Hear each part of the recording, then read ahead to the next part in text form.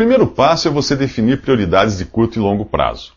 Além disso, deve existir um equilíbrio entre as prioridades pessoais e as do trabalho, o que nem sempre é fácil da gente determinar.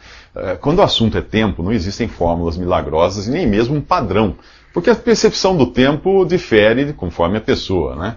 Quem é mais voltado para agendas, prazos, resultados, coisas assim, vai dar um valor maior ao tempo. Mas quem é mais voltado a relacionamentos, vai considerar de menor importância cumprir horários, por exemplo. Por isso, ainda que existam técnicas para administrar as tarefas dentro do tempo que nós temos, essas técnicas vão funcionar de maneira diferente dependendo da pessoa e até mesmo o ambiente em que nós vivemos vai influenciar isso, vai influenciar a forma como nós administramos o tempo. Eu acabo de me lembrar daquele filme, O Náufrago com Tom Hanks.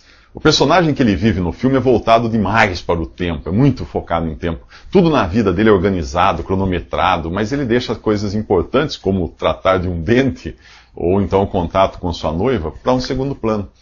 Depois do acidente de avião, o dente dói e a noiva acaba encontrando outro. E aí só daí que ele vai perceber que tinha invertido as prioridades. Não dá para esgotar esse assunto tempo numa conversa assim, mas eu estou me lembrando de algumas dicas práticas. Por exemplo, o tipo de comunicação que nós usamos.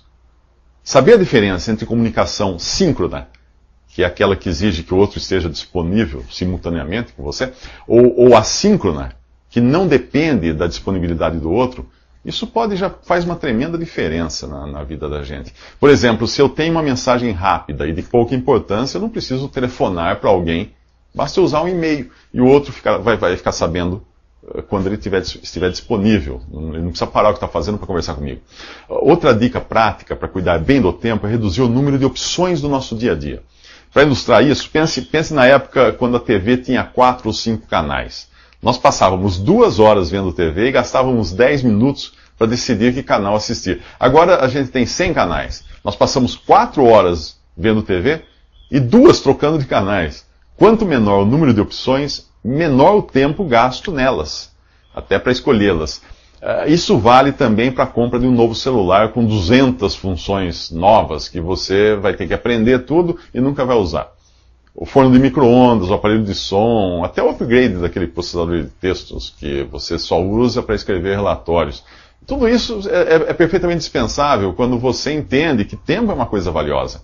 É claro que cada versão desses programas e produtos que o fabricante anuncia vai tentar nos cativar com funções diferentes. Um processador de texto vai ter letras que dançam, o revisor ortográfico em mandarim. Mas a questão é a seguinte, eu preciso disso? Se eu não preciso, por que eu vou perder meu tempo lendo os manuais e aprendendo tudo isso de novo? O excesso de informação também é um grande ladrão do tempo. Eu aprendi a ler jornal do jeito que os jornalistas escrevem.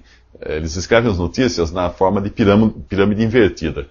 Quando a gente aprende que o essencial da notícia está na chamada e nos primeiros 2 parágrafos apenas, a gente deixa de gastar o tempo nosso para ir até o final. Porque a gente sabe que o autor está dizendo tudo de novo nos outros parágrafos, só que com outras palavras e com quase nenhuma novidade. Eles fazem isso, os jornalistas fazem isso para poder cortar o texto caso o espaço seja insuficiente na hora de fechar a página. Obviamente, não vale isso para matérias ou para reportagens ou opiniões, né, que é diferente. Mais uma dica. Dividir o tempo em períodos bons e ruins conforme a atividade. Eu sou madrugador, eu acordo cedo e de manhã que é a minha melhor hora para trabalhar, escrever, ter ideias. À medida que o dia vai passando, a minha capacidade de pensar vai diminuindo, vai encolhendo, vai murchando. Por isso eu procuro deixar sempre para a parte da manhã as tarefas que exigem maior atenção e criatividade. Meu filho é o contrário, ele prefere entrar à noite trabalhando, enquanto eu prefiro entrar à noite dormindo. E se tiver algum trabalho urgente, acordar às 2 ou 3 da madrugada para trabalhar. Cada um vai ter o seu biorritmo aí, né? Por exemplo, se você precisa visitar um cliente para tentar vender algo, é preciso não só escolher o seu melhor momento de agilidade mental, como tentar descobrir qual é o momento em que o seu interlocutor vai estar mais relaxado até para aceitar a sua proposta. Entender comportamento humano em relação ao tempo também pode ajudar. Há tarefas que devem ser resolvidas logo, porque o tempo ou a falta dele pode causar ansiedade. É o caso daquela conta de R$1 que você tem para pagar, mas que deixa na mesa para pagar depois, porque afinal é só R$1, né? Porém, você sabe que se não pagar pela internet enquanto ela está ali na sua mesa, você vai precisar pegar o carro, procurar vaga para estacionar, ir ao banco, enfrentar fila, perder 2 horas por causa de R$1 que você deixou de pagar. Isso causa ansiedade.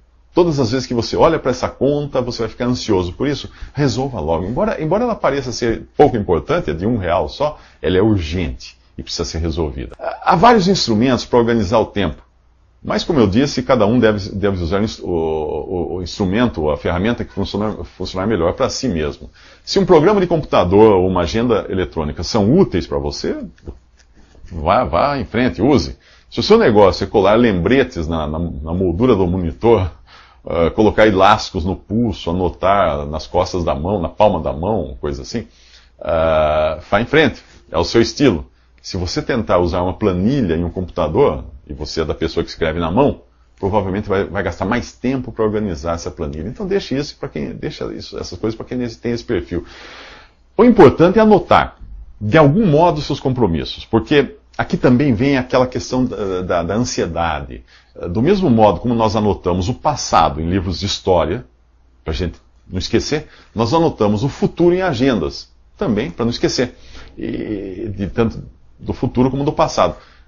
Tentar manter tudo isso na memória deixa pouca capacidade de processamento do cérebro para você viver o momento presente. O momento presente não pode ficar cheio de pensamentos ou de ocupações para momentos que ainda são futuros e ainda não devem estar sendo tratados. Por isso a gente anota, né? A gente anota para ficar despreocupado, ou seja, não preocupado com alguma coisa. Quando existem tarefas importantes, o jeito é planejar. Ou seja, alocar o tempo necessário para cada tarefa. O gostoso de planejar e anotar o que nós precisamos fazer é que a gente cria metas. E quando a gente cria metas, a gente cria também a possibilidade de atingir metas, de fazer gols. É aquela sensação gostosa de você ir riscando uma lista de coisas à medida que vai resolvendo. São os gols. Eles devem ser festejados quando você atinge, quando você faz esses gols. Outra coisa importante para gerenciar o tempo é você aprender a delegar, terceirizar tarefas. Pense num dominó. Se a peça que você derrubar tem influência em muitas peças, dedique-se a esta. Caso contrário, terceirize a tarefa. Uma forma de determinar o valor das tarefas é você medindo suas consequências. Ou quantas pessoas dependem que você dê o saque para que o jogo continue. Por fim, há um segredo das pessoas que têm tempo de sobra. E esse segredo é que elas sabem dizer não. Nós somos propensos a acatar tudo o que nos pedem e depois nós ficamos desesperados. Saber dizer não é uma arte e ela precisa ser cultivada. Quando nós conseguimos algum tempo extra, né, é bom também saber o que fazer com ele. Uma boa ideia é você gastar tempo para pensar, para ler, para meditar. Ou seja, sai um pouco da sintonia com o mundo e com as atividades e com as preocupações ao seu redor e recarregue as baterias.